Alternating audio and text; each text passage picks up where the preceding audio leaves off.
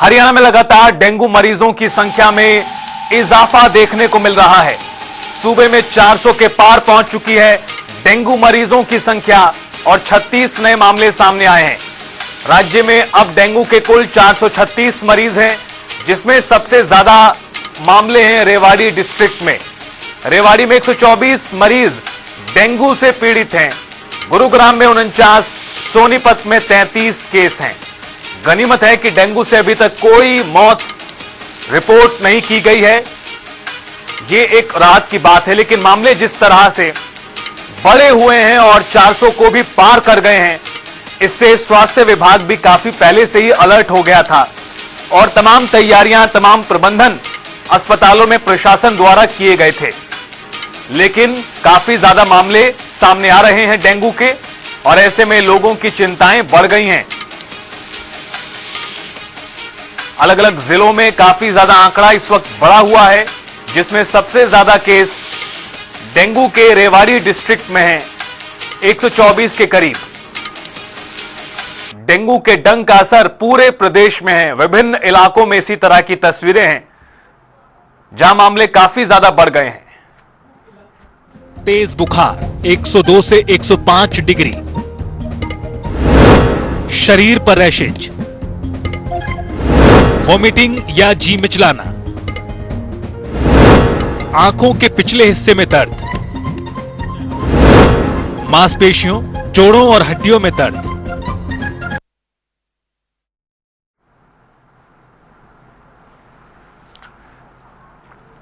तो ग्राफिक्स के माध्यम से आपने देखा कि क्या लक्षण हैं कोरोना के और किस तरह से सावधानी बरतना बेहद जरूरी है। डेंगू से बचाव बहुत जरूरी है और ऐसे में जो तमाम एक्सपर्ट सलाह देते हैं कि पूरी बाजू के कपड़े पहने, शरीर को ढककर रखें इस मौसम में और गैर मतलब बाहर ना जाएं, पानी इकट्ठा ना होने दें, इन तमाम चीजों का एहतियात बरतना बेहद जरूरी है। डेंगू का इलाज बचाव ही है, यह बहुत जरूरी बात आपको बता दें। साफ सफाई पर ध्यान रखना जरूरी है, पानी इकट्ठा ना होने दें, ना बाल्टियों में, ना छत पर, ना किसी गमले में। कोई भी ऐसा कंटेनर जहां पानी रुक सकता है वहां पर उस पानी को इकट्ठा ना होने दें, क्योंकि डेंगू का मच्छर पानी में इकट्ठा होता है और यहीं से बनकर लोगों को अपनी जद में लेता है। और किस तरह के मामले बढ़े हैं अलग अलग जिलों में, वो भी आपको बताया ब्रेकिंग न्यूज में कि रेवाड़ी में सबसे ज्यादा 124 के करीब, सोनीपत और गुरुग्राम में भी मामले काफी ज्यादा डेंगू के सामने आ रहे हैं। सबसे ज्यादा रेवाड़ी में मरीज हैं डेंगू के 124, गुरुग्राम में 49 हैं, सोनीपत में 33 मामले हैं डेंगू के और इस तरह पूरे राज्य में डेंगू के 436 केस हैं। और डेंगू के मामलों पर और ज्यादा जानकारी के लिए हमारे संवाददाता सरबजीत बाबा यमुनानगर से जुड़ गए हैं। जानकारी दीजिए सरबजीत, किस तरह की स्थिति है यमुनानगर जिले की बात करें डेंगू के मामलों पर? देखिए, बिल्कुल इस तरह से देखा जाए, यमुनानगर के डेंगू की बात करें तो अभी तक जो है लगभग 7000 सैंपल जो है स्वास्थ्य विभाग द्वारा लिए गए हैं, जिसमें कल जो है 40 सैंपल लिए गए हैं और 19 डेंगू के जो पेशेंट है वो पाए गए हैं। और इन 19 पेशेंटों को जो है कहीं ना कहीं इनको यमुनानगर के जो सिविल हॉस्पिटल है वहां पर एक विशेष डेंगू वार्ड बनाया गया है, वहां एडमिट कराया गया और जिला प्रशासन द्वारा लोगों को, स्वास्थ्य विभाग द्वारा भी लोगों को आगाह किया जा रहा है कि जिस तरह बरसात के दिन है, पिछले दिनों बाढ़ भी आई है, तो इस तरह इस चीजों को ध्यान में रखते हुए जो कहीं ना कहीं डेंगू से बचाव करना सबसे जरूरी है। और ये भी एडवाइजरी जारी की है कि जो लोग हैं वो पूरे बाजू के कपड़े पहनना चाहिए उनको और डेंगू से बचाव के लिए विशेष जो है सावधानियां बरतनी चाहिए।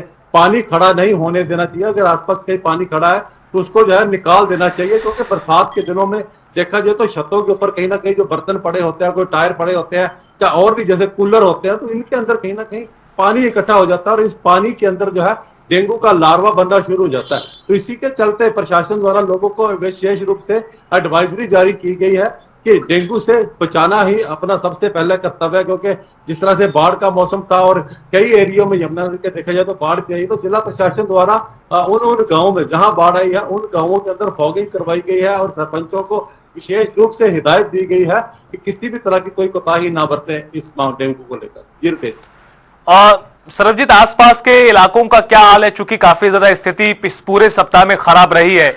यमुनानगर की बात करें, पंचकुला, अंबाला और आसपास के तमाम जो जिले हैं काफी ज्यादा पानी से परेशान थे। ऐसे में जलभराव है और इस मौसम में तो डेंगू, मलेरिया, ये तमाम बीमारियां बढ़ जाती हैं एकाएक। ऐसे में यमुनानगर के अलावा आसपास की स्थिति किस तरह की है?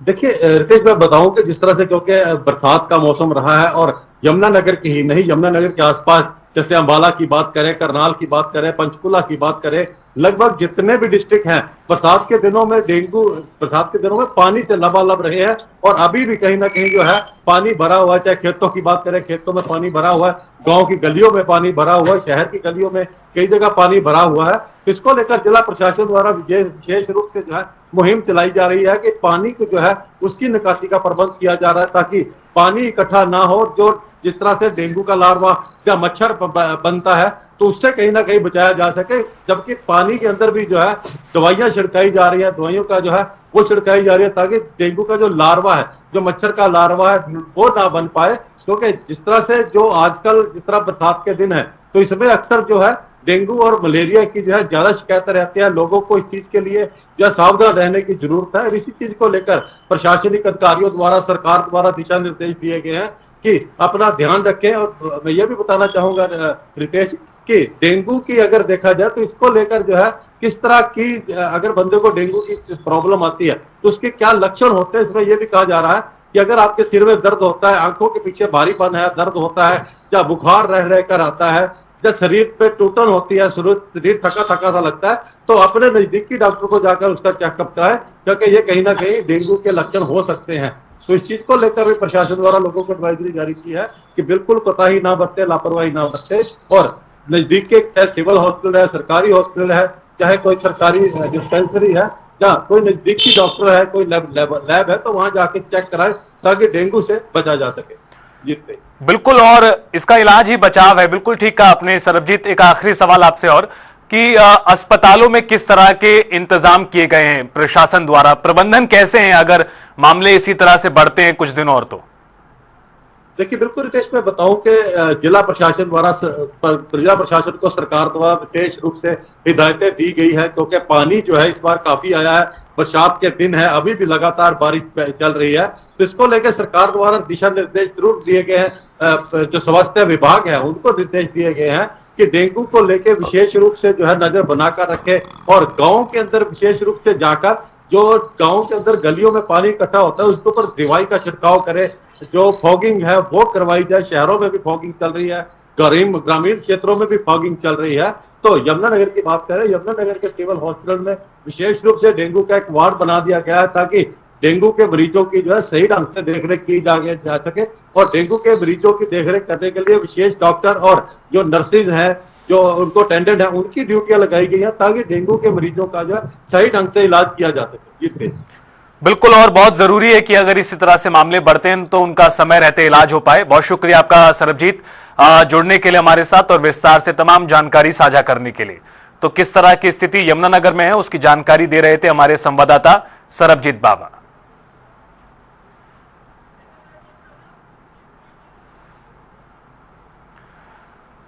तो आपको बता दें कि डेंगू के मामले काफी ज्यादा बढ़े हुए हैं और ऐसे में मुश्किलें काफी बढ़ गई हैं लोगों की। और किस तरह से बचाव इसको लेकर करना है यह बेहद महत्वपूर्ण है। सबसे बड़ी बात यह भी है, गुरुग्राम में 49 केस हैं, सोनीपत में 33 मामले हैं डेंगू के।